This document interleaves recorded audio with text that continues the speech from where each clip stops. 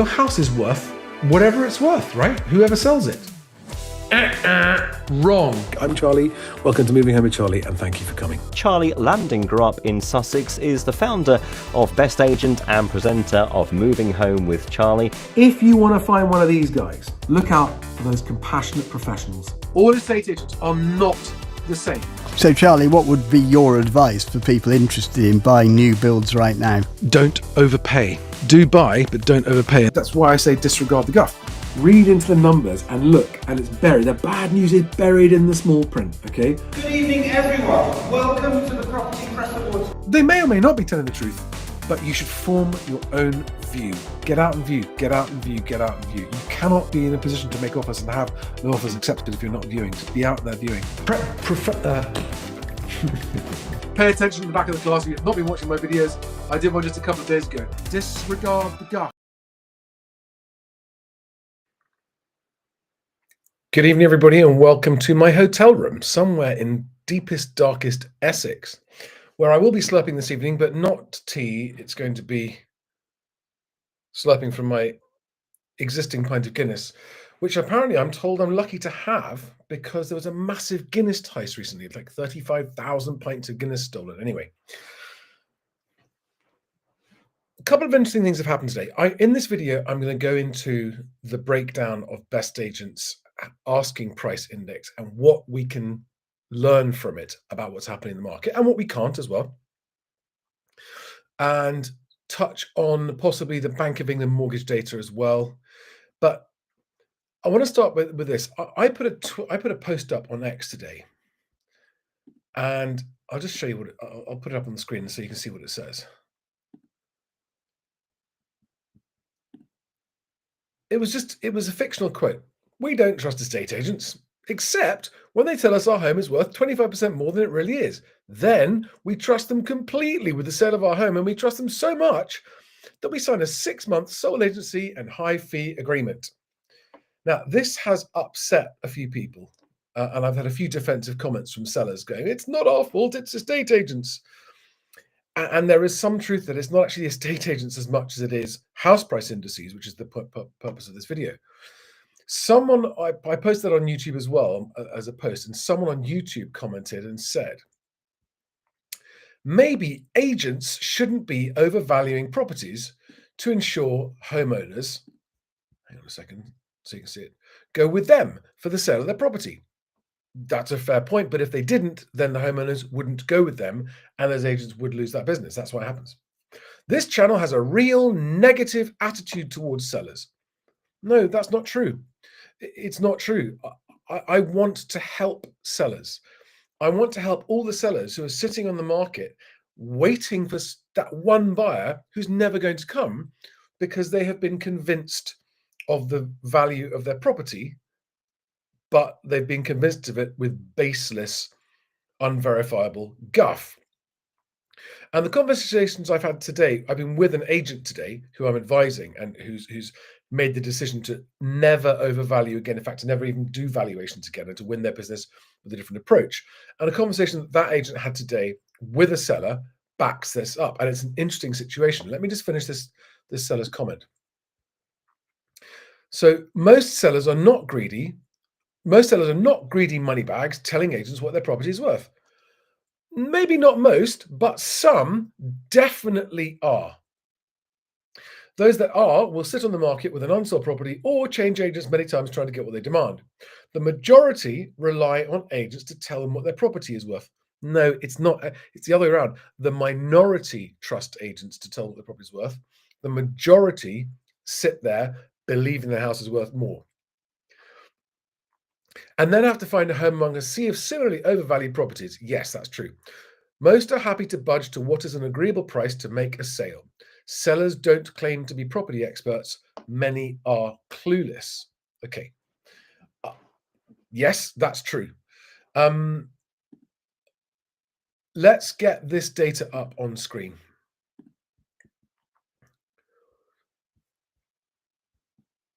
Okay. Now, what I want to show you here is those figures in the middle, okay? These figures here, okay? That is the median published asking price of homes in England that are currently showing sale agreed or under offer. Okay.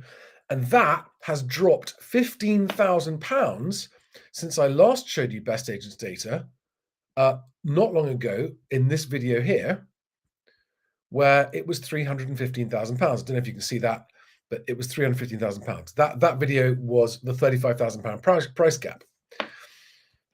And so the sold asking price median across the whole of England is now down from 315,000 to 300,000. These are not the agreed prices. This is not the median of the actual sale price. We don't have that data yet.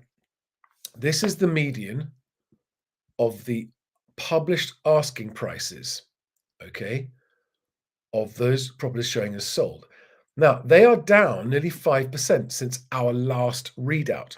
Let me make it very clear. I do not think that property median sold prices just dropped 5% in 1 month. I don't think that's happened. I think I know why this has happened, and I will explain it to you. But what's important is the gap between this number, which is the median asking price of all sold properties in England, and this number. Okay, the difference in how much those two have changed. So that what was a month ago a £35,000 gap is now a £40,000 gap, as the under offer properties, the ones that are actually selling, sale agreed ones, that price has come down faster, not quite twice as fast, but significantly faster than the asking prices of unsold, the median asking price of unsold, still for sale homes. Okay. And actually, if you want to go look at the mean, all right, this is why Rightmove doesn't bother with the whole of market stuff, because there's so much stuff sitting on there that skews the average asking price of unsold stuff so highly that it would lose all credibility. But this average asking price here is roughly akin to Rightmove's, what they call their average house price, which is new listed properties. And this is the average asking price of properties that are selling. But that's the mean as opposed to the median. 20% difference there, right? Which is why the median is much closer to real. Am I making sense? Do we have any questions? I'm going to keep on going. I want to get into the nitty-gritty. Hi, everybody. Andrew, Dennis, hi there, Naida, Joanne, Nick. Right. What do we make of this and why? Okay. So the next thing I want to point out to you is is exactly how this index is calculated, what it's made up of, and how it differs from all of the others. Now, the most important difference between BestAgent, which, by the way, bestagent.co.uk is my property website. It's what I've been working on building for a long time, and it's what I'm about to be bringing to the market and starting to promote more for people who are trying to find agents or trying to find homes. And there's still a lot of work to do to it, but it is live and it's working.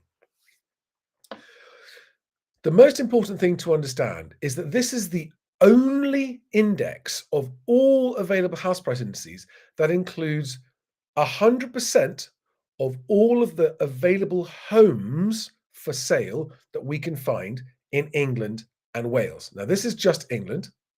The snapshot is from, is that today or yesterday? That's today, from this morning, 5th of March. And you can see the sample size here, right? It's 123,000 homes showing a sale agreed. So that means they haven't yet completed their sale, but a price has been agreed between the buyer and the seller, and hopefully the transaction is proceeding. And there are 450,000 nearly homes for sale that are not yet under offer. Okay, so that's 3.6 times as many homes for sale as there are showing as sold.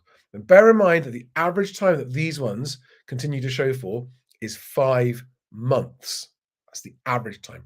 Now, in reality, the ones that are selling quickly and are going through quickly are maybe showing for 2 months, and the others are showing for 7 or 8, 9 months. Right. So this is the only index that's 100% of the sample size of the market. It's the only index that includes newly listed as well as existing properties in the market which have had price reductions. Okay, so it's the only one that has a real reflection in the market. Just to quickly recap, Rightmove only shows the first initial listing asking prices of newly listed homes in the most recent 4-week or 1-month period. And it excludes everything else that's on the market, and it excludes all price reductions, and it excludes and it doesn't separate out for sale and sold stuff like this does. So this index, okay, Rightmove does the whole of the UK. This is just England I'm showing you here.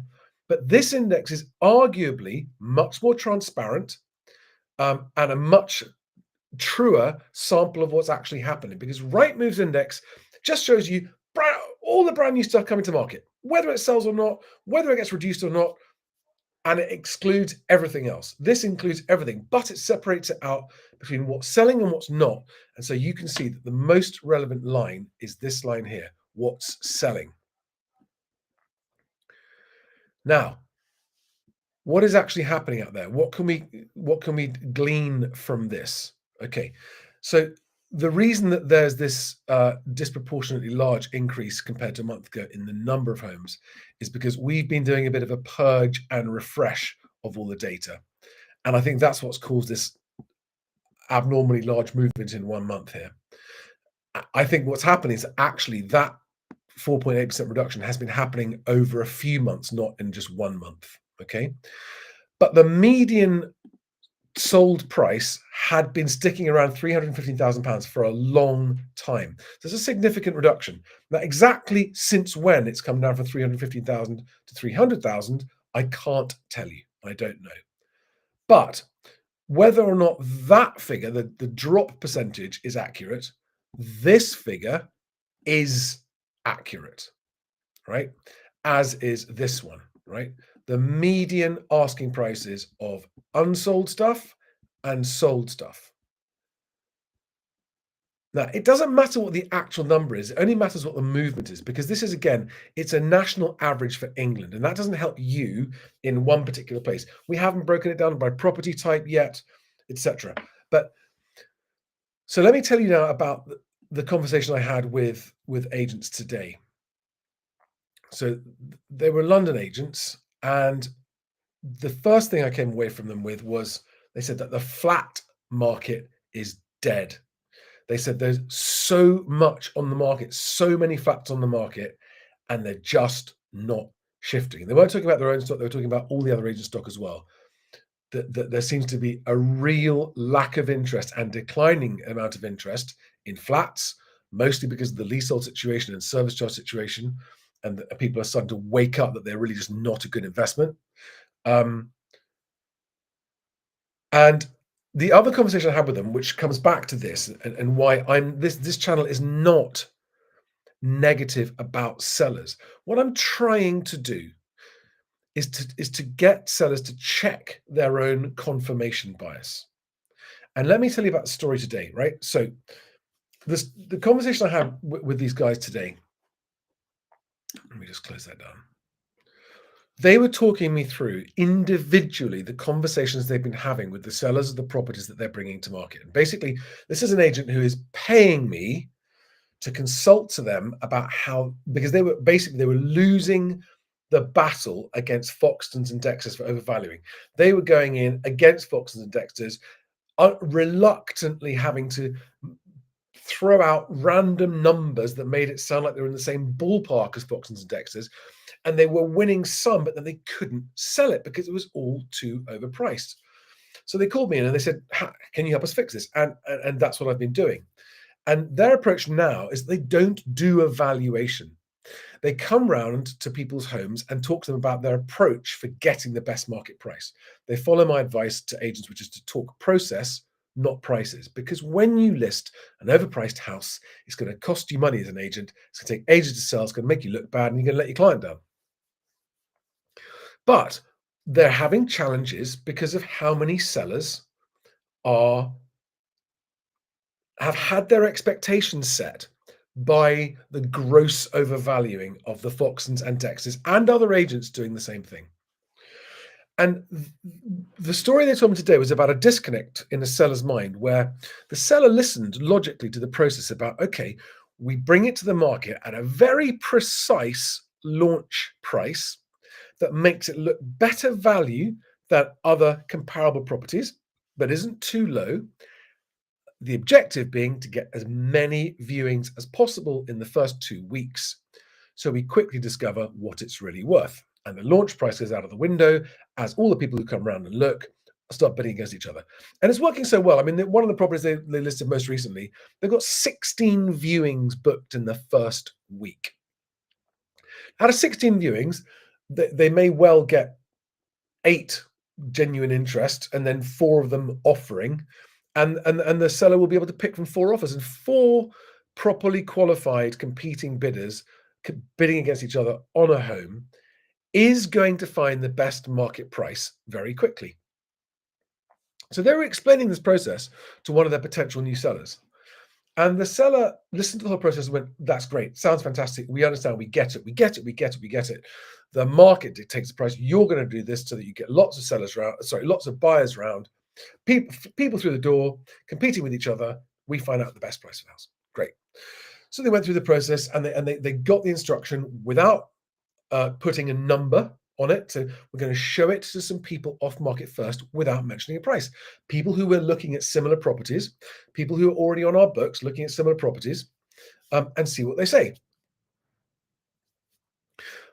And the seller went, great, and that was fine. And then they decided, okay, we've now got to come up with a number to put it on the market at. And when the agent told them the number, the seller suddenly went cold. Oh no, we're too far apart. And the agent was like, I thought we discussed the fact that, we don't know what it's going to sell for. We'll discover that by getting competing bidders, and we'll get competing bidders by having this compelling asking price. And the sellers went, let's just put everything on hold, and finally, after all this time, the sellers admitted, we actually had a number in our head. And I advised the agent to say to them, it doesn't matter what the number in your head is, because the number in your head, we may or may not achieve it, but if we're going to achieve it, this is how we achieve it. And I explained to the agent, I said, look, that seller, the logic part of their brain is going, yep, I get the process, that's great, we're going to go with you, we're going to sell it. But the emotional part that doesn't consider logic and rationale went, but what if we don't get as much money as we could if we put a high asking price on?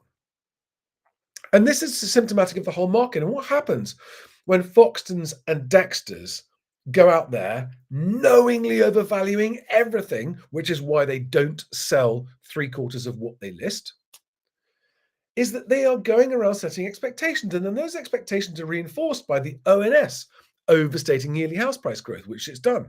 The last 2 months, it's almost doubled the true number in its own figures. It's just puts a headline out. No one questions the headline, but if you look at its own figures, it's actually doubling it. So it was 2.3%, not 4.6% in the most recent readout. So I'm not saying sellers are greedy. I'm saying that when sellers have got multiple agents coming around telling them it's worth 20 or 25% more than it really is worth, of course a seller's going to believe that. And of course a seller is not going to want to go with an agent who goes, look, let's put it on at a price we know will get viewings, and then we will see what it sells for. But most sellers cannot get their head around that and are just latched onto the fear that that means that they might sell for an undervalue. But that doesn't make any sense, does it? Because they won't be forced to sell it for anything, right? That is a misplaced fear. If we put the asking price too low, we might not get as much money for it. If you put it too low and you don't get the offers that you want, you can still ignore them, right? But by putting the asking price lower to begin with, you guarantee to get more people in the door, right? The higher the launch asking price, if you lower it later, it's too late.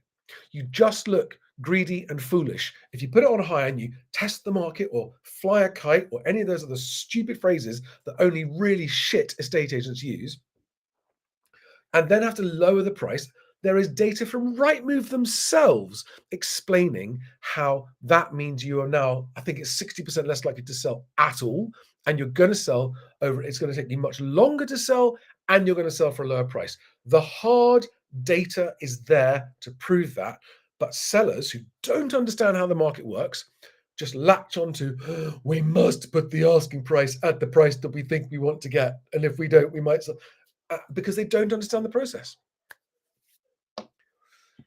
Anyway,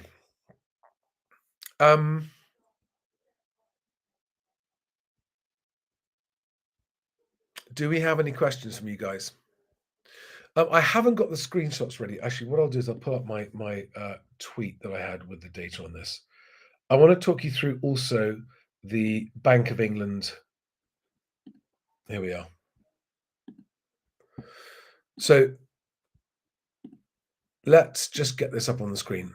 The Bank of England mortgage approvals that came out. That graph there that you're looking at is the seasonally adjusted line that goes back to July 2024. So it's about 9 months, right? And it's a fairly flat line. And that's what seasonally adjusting does, okay? It just makes it kind of sort of smooth line and maybe gives you a better underlying trend. And that's fine. There's nothing, I've got nothing wrong with that, right? I'm not saying that that's a problem, but the problem is that when the public read the headlines from the FT and This Is Money and all these newspapers going, the Bank of England announces that mortgage approvals are 66,000 in January. They're not actually. They're 51,000. Now, is that, so it's the 51,000 is the number from the Bank of England website, which is the non-seasonally adjusted number. Now, I'm not criticizing the seasonally adjusted method. I get the point of it. It makes the zigzaggy line smoother and shows you the longer term trend, and that's fine. But it's important, I think, to always quote both. So seasonally adjusted in January, mortgage approvals were about the same as they were in December. In actual fact, what happened was that in October, they peaked up at about 67,000.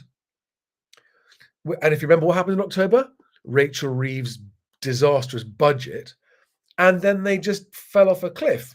Does that happen seasonally? Yes, but not that much normally. Is that just a seasonal thing that happens every year? Which is a perfectly valid question. Yeah, but not that much. Or is it the fact that we've had two things happen, the budget itself and the stamp duty deadline, and that actually December and January, buyers realized that it's now too late to beat the stamp duty deadline. Now, anecdotally, I am hearing from a lot of agents that there's no shortage of buyers who want to buy. There's always buyers who want to buy, no matter what's happening in the economy, no matter what's happening. But whether or not the buyers are coming out and viewing property, it depends on the asking prices that are showing on properties. And what the buyers are doing is they're going, the market's overpriced. The market's overpriced. We don't want to pay those asking prices, so we're not even going to view them. And now with the stamp duty thing happening, that makes it even worse. And yes, there are lots of different markets. We've got flats and we've got houses, we've got first-time buyers levels, we've got top, higher level, and they're all doing slightly different things, right? But quietly, there's a huge amount of concern about what's happening in the market this year.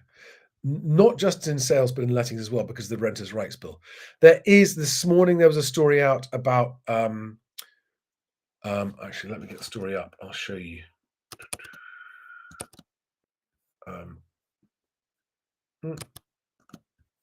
It's about the landlord sell-off, and it's official figures. Here we are, hang on.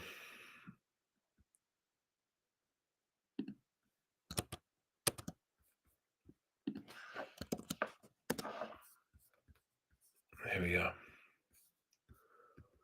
Right, an exclusive story on This Is Money. Okay. Spike in landlords putting properties up for sale as tougher rules, mortgage hikes, and taxes bite. Okay. And what it goes on to point out is that in this January, 25,000 homes were listed for sale that were previously rental homes, representing 17.4% of new listings. A year earlier, it was only 11% or 12% of new listings. So that's basically a 50% increase in the number of ex-rentals being listed compared to this time a year ago. And of course, it's quite hard for landlords to, it takes a while for landlords to put their property in the market because they've normally got to regain possession first. But all of these signals, and then, we've got today in the news, Rachel Reeves talking about, oh, the world has changed and now we're going to have to look at cutting civil service jobs, have to go public cuts, tax rises. Oh, but it's not our fault, it's because of the world. It's all looking very bleak. Could there be a property market crash this year? No, I don't think there's going to be a crash this year. I do think the slide is going to get steeper, and I think the slide is going to last well into next year. Just because there are so many different metrics adding up. There are still first-time buyers out there, and the first-time buyers are still buying properties because they want somewhere to live, and that's not going to stop.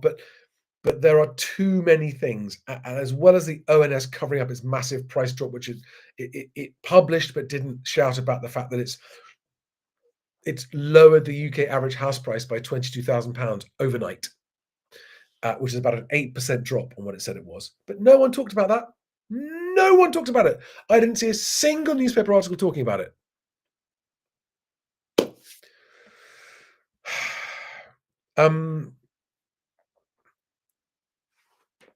Mike Dennington, how many properties does the 300k figure cover? You're talking about the BestAgent one. That's 123,000 properties in England. That's what that covers. Okay.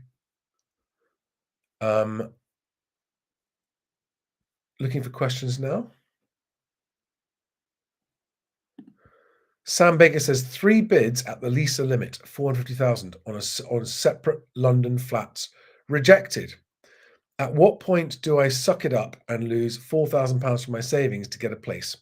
Want to avoid £600 penalty if I can, but might be being unrealistic, he goes on to say in the next comment. Yeah. I mean, it sounds like you're doing your thinking there. You're reaching your conclusion whether you like it or not, but I would just trust your instincts. Don't be forced into overpaying more than you're comfortable paying. Don't worry too much about trying to save yourself from losing a bit here and there. Remember, it's the move, not the money. Getting the home you want to live in, if you can live in it long term, is more important than a slight saving. Andrew Dennis says, when do you know when the market has stopped coming down? Good question. There are quite a few indicators of that. It's always regional to begin with. Typically, the earliest sign is a significant and almost overnight uptick in the number of buyers booking viewings on properties. That's the earliest sign. That doesn't reach into national data for quite a long time, but that's the very earliest sign is a sudden increase in people wanting to view properties.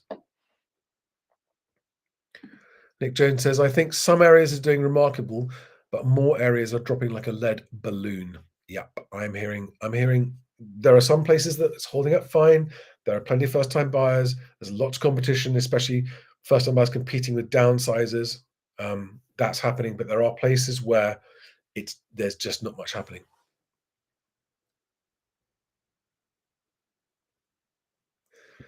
British James says, so what happens if you, as a seller, follow Charlie's mindset and get an offer, but all the vendors you are looking at clearly aren't waiting for an overpriced offer? Makes for depressing viewings.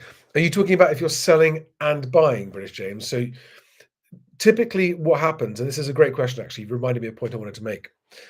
If you are selling and buying, you're a realistic seller, but when you're buying, you're dealing with unrealistic sellers and properties you're looking at, that does happen. But typically speaking, you can normally negotiate. So don't worry about the asking prices of houses that you're looking at. Right? You might have to go and view quite a few, but there will be some, especially the ones who've been on the market a long time, that might look like they're asking prices out of your price range, who would be willing to consider a 20% reduction on their asking price to get it sold.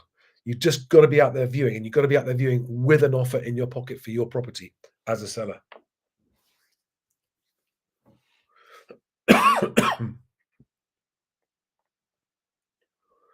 Wow.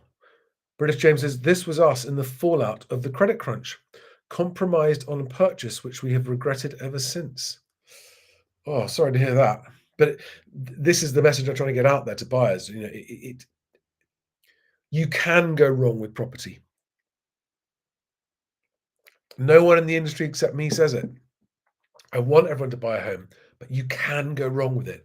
And if you realize how you can go wrong with it, as a first time buyer, it's so easy to get completely carried away and over enthusiastic and just go caution to the wind. We're finally going to get our home. We've been dreaming about this for years.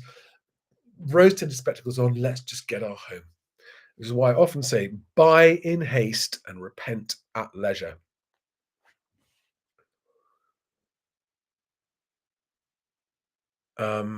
There was also news today that the Bank of England, the market that had priced in 2 more rate cuts this year, is now only pricing in 1 more rate cut this year.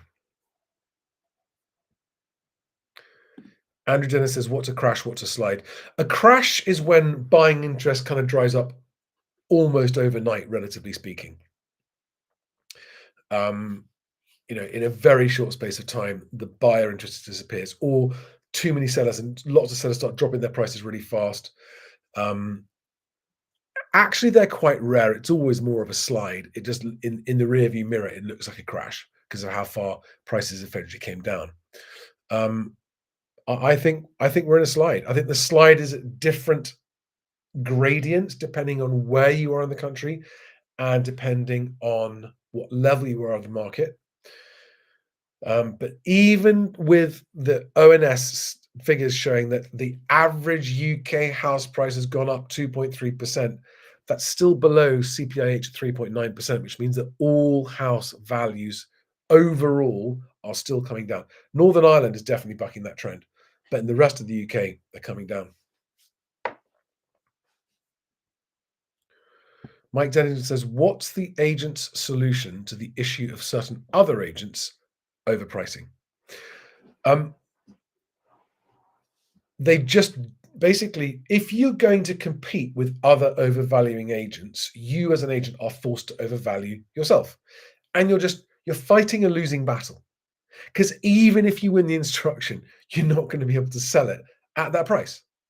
Right? So overvaluing by agents is so counterproductive and self-destructive, because even when you win, you lose. So the answer is to get the sellers, and as an agent, to only be interested in the sellers who've got their heads screwed on right and go, I understand, I am the seller, and I understand that the market will decide the price of my home, not me, not what I want, not what you say, not what a valuation says, not what Rightmove says. The market will decide the precise value of my home. And the best way to make sure that's the best price we can get, as well as presenting the property correctly and pricing correctly, is to get the maximum number of people through the door. And when a seller understands that, and they understand that asking price doesn't guarantee what price you're going to get for it, and in fact, asking price, if it's too high, scares buyers away, reduces your chances of selling. Once you can sort of snap the sellers out of the zombie trance of their house being worth so much more than it is, which is not their fault, by the way, and you've got them listening, and you say to them, look, we'll find out what offers. As long as you get your competing offers, we know we've got the market price for your home. And then when you've got an offer in your pocket, you can go and start bidding on your next home.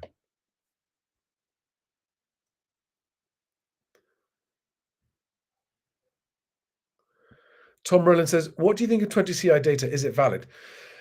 Generally speaking, yes. The trouble is that because 20CI's clients are all estate agents, and so they are very restrictive about what 20CI can and can't publish. So they tend to be selective with what they publish. They don't, why don't they just publish it all? Because they won't. They won't be allowed to, basically. Pokemaster Marcelo says, bought our first home a year ago. Thanks for all the useful tips. You're the best. Awesome. Thank you. Love hearing that. Always great. Nick Jones says, do you think house price slides will increase after they announce the spring budget? Okay, I actually just haven't even thought about what they're going to announce in the budget yet.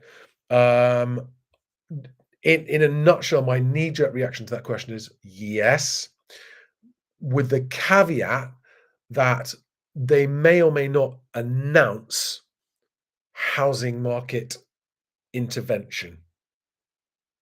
And if they do, I don't know what that's going to look like and how much difference it might make.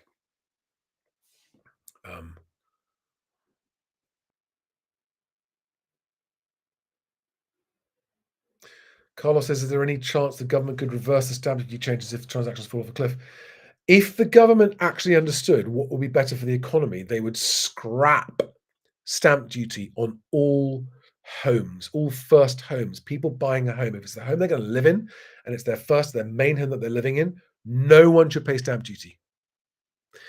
If the government did that, it would unlock so much activity in the housing market, and it would be great for the economy.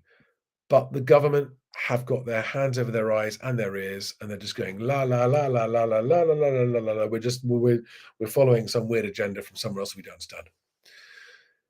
All right, guys. Do we have any last minute questions? Have I covered everything you wanted me to cover in this video? I'm just seeing if we've got any other questions anywhere. It's funny, we've got more viewers watching live on X than we have on YouTube, but all the comments come from YouTube.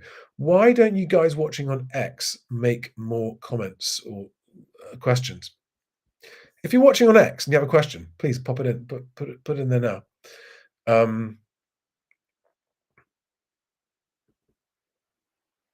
Actually, I do have a question here.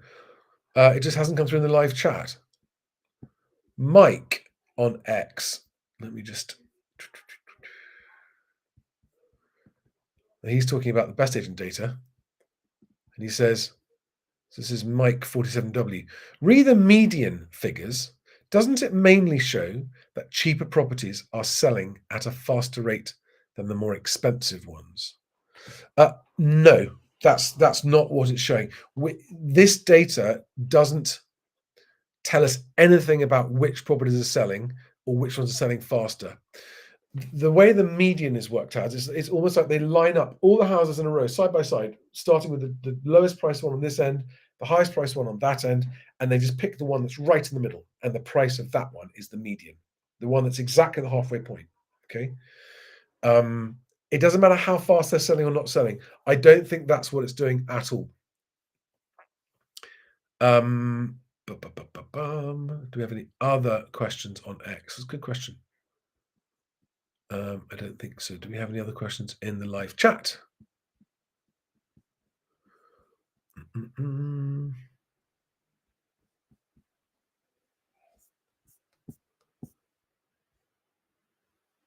Lack of proper keyboard for typing on X, yes.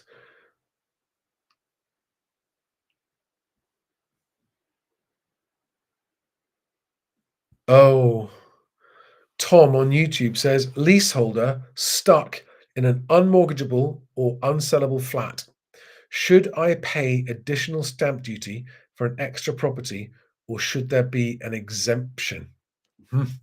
I think you're right. If your flat is unmortgageable and unsellable because of reasons outside your control, that would be a fair reason to say that you shouldn't have to pay stamp duty for an extra property. However, I'm not sure it works like that. So I don't think, Tom, that you're going to get away with that. Ask your conveyancer.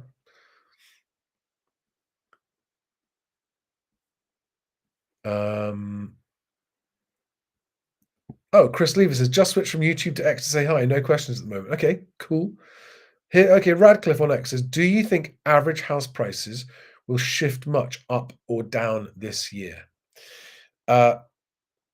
I am expecting them to shift down, but with wide variations based on region, based on entry level or top level of the market, and based on leasehold versus freehold. I think leasehold is going to have a shocking year as more and more and more landlords try to sell up. They're all too late, by the way. If you're a landlord and you want to sell and you haven't got your house already on the market, your flat already in the market, you're going to have a really tough time unless you've got an ideal first time buyer home in an area where first time buyers are queuing up to buy them, and there will be some of you like that. I would not want to be selling a leasehold flat in London right now.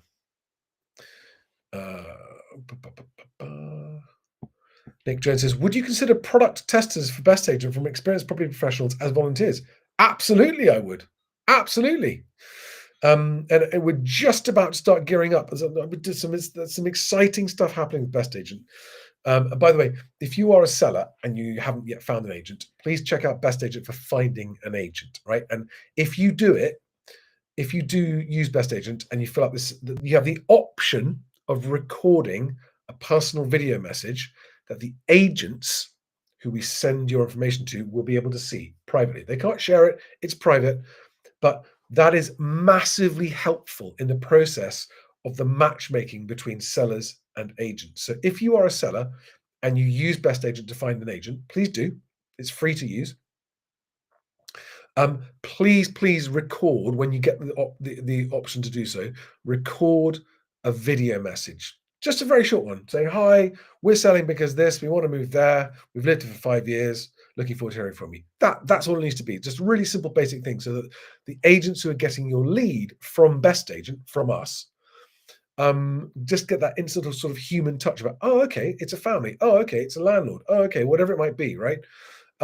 Because all the other leads that agents get, whether they seller leads, whether they come from the other portals or anywhere else, they're just text. It's a name and an email and a phone number and nothing else.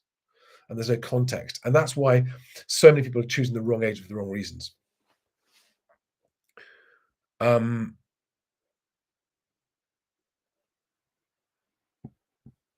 Nazgul99 says, are flats really that bad? I managed to accumulate a good amount of deposit, around 95,000, planning to buy a flat with 2 beds in Southampton. The mortgage will be cheap.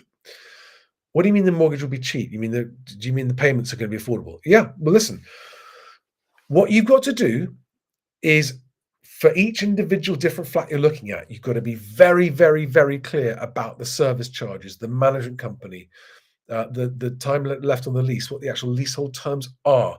And the question I would always ask of my conveyancer if I was considering buying a leasehold flat is, what is my worst case scenario if I were to buy this lease? What are my potential liabilities, potential risks?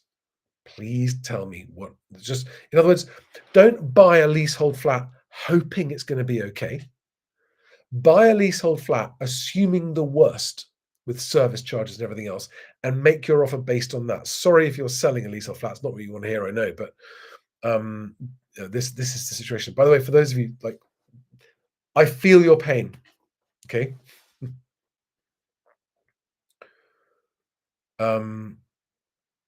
Will B says, hey to Tom, the one with the unsellable flat. Yes, pay additional for a second home, rent out your unsellable flat. Be careful though, learn from the independent landlord. Yes, do learn from the independent landlord, because my God, I watched her video today about the renters' rights bill changes coming through. It's brutal for landlords. I mean, it's good because it's the thing that I thought when I watched it, I thought to myself, if you're a slum landlord and you see this coming on the track, you're getting out. You are getting out, or you're going to have to sort your shit out, severely sort your shit out. I like that about the Renters' Rights Bill. I like the fact that tenants, if you're a proper scum landlord and you are breaching certain regulations, your tenants might be able to get 2 years of rent repaid from the landlord.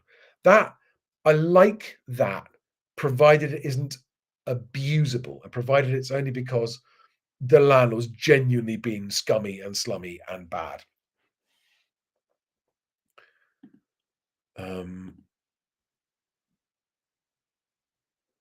Yeah.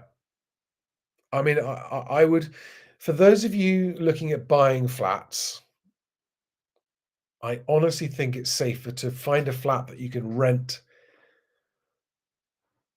because you won't have any maintenance costs, and then rent and save until you can afford a leasehold. Is something I'd be considering if I was worried about the risks of leasehold flats. Alexandra, hi there, says common holds are coming. Yes, they are, but well, they might be if Labour actually comes through and delivers on their promise, but it'll only be on new builds, right? It'll only be on new builds. That's all they've committed to doing. They said that they're going to ban the sale of new leasehold flats, and they'll have to be common hold. And they're saying that they're hoping to get that done by the end of this parliament. But a lot of commentators are saying it's more complicated than they think. Every government has been saying this since the 90s, that this is what they're going to do. None of them have achieved it. So if Labour can achieve that, at least new leases won't be allowed anymore, and they'll be common hold. And that would be a step in the right direction. But it's not going to help all the people who are currently trapped in leasehold flats. Richard Uniacki, hope I pronounced that right, says in Southwest England, I see 1 to 2 bed freeholds going for around £240,000. Add a bit more and get much more. Do you think they are overvalued and could become more affordable? I can't tell you whether I think they're overvalued or not without seeing them. I do know that the market in the southwest of England, especially at the higher detached level, is really, really bad. I know personally of people who've been trying to sell for over a year who completely ignored my advice and warning about what to do and the way to go. And I've had to drop their price something near in the ballpark of 15% and still aren't getting any viewings. And there's a lot of that. But what's happening with freehold flats, if that's where you want to live and there's good quality, and it's affordable. Liam says, can you use the money in your leaser on legal fees?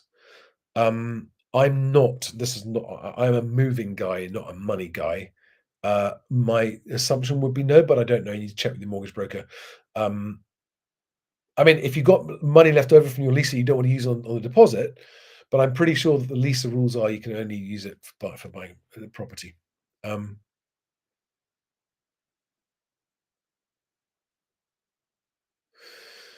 Yeah, Nick says, Charlie, I think it'd be helpful if you had a chart on your website to show the change over time of median house prices versus asking prices. In due course, we will be doing that, but not until we've really settled on an approach to managing the data and this huge 1.5 million properties that are just evolving every single day, and it's a lot of data to handle for compared to the other big companies, a much smaller company. But yeah, absolutely, that's what we want to do. That's what we want to do in due course. Boys and girls, ladies and gentlemen, thank you for watching. I am going to wrap it up now. Unless there are any last minute questions that come in, please check if you are trying to sell or trying to buy, go and watch my videos, right? If you're selling, choose your agent like your future depends on it, because it does. Do not overprice, and don't be afraid of waiting to see what offers you get. If you are and price lower than the market looks. If you're a buyer, don't overpay. And for both of you, buyers and sellers, get prepared. Be prepared in advance, right? And if you want to, any of you who've been following for a long time and you know what my plans are with BestAgent and the public house price index and everything else, that I do have some, for me anyway, significant news coming soon about BestAgent. And if you'd like to know about that and be the first to know about that, then join my newsletter, mhwc.co.uk/newsletter. If you're a buyer or a seller, by the way, you can go and register on BestAgent anyway. Just register what you're looking for. Basically, it works by just going look at the properties you're interested in and then registering on one of those properties. If you're selling, please check out BestAgent, because that's where the better agents kind of rise to the top and respond, especially if you put a video message in. It's a bit like video dating. All right, guys. If you need my help, you can book a call with me, one-to-one video call. At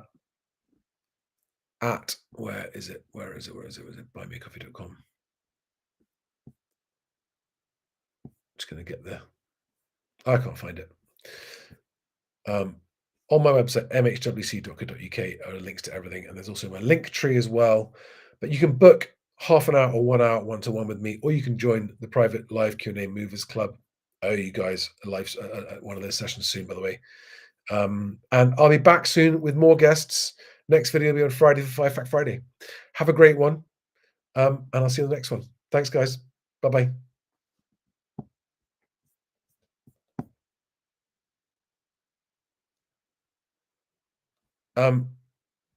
Cookie says, do you have any advice for sellers at 350,000? Zach Trudry asks straight away what I was going to ask, which is, how do you know that you're a seller at 350,000? Good question. Now, it depends also, Cookie, whereabouts in the country are you? Is that 350,000 in London, or is that 350,000 in Barnsley? Because those are very, very different things. In some parts of the country, 350,000 will just get you a small flat. In some parts of the country, it'll get you a detached house. So, but whatever you're selling, my advice is don't choose the wrong agent. Do not sign a long-term sole agency agreement. Choose your agent like your future depends on it, because it does. And basically, it's the pricing that's key, right? If you make your launch asking price look better value than comparable properties, that's where the buyers are going to come, and they'll compete with each other. Your asking price goes out the window, they're competing against each other, and that's how you get the best price. So that's my advice. I really am going to go now. Thanks, guys. See you soon. Bye-bye.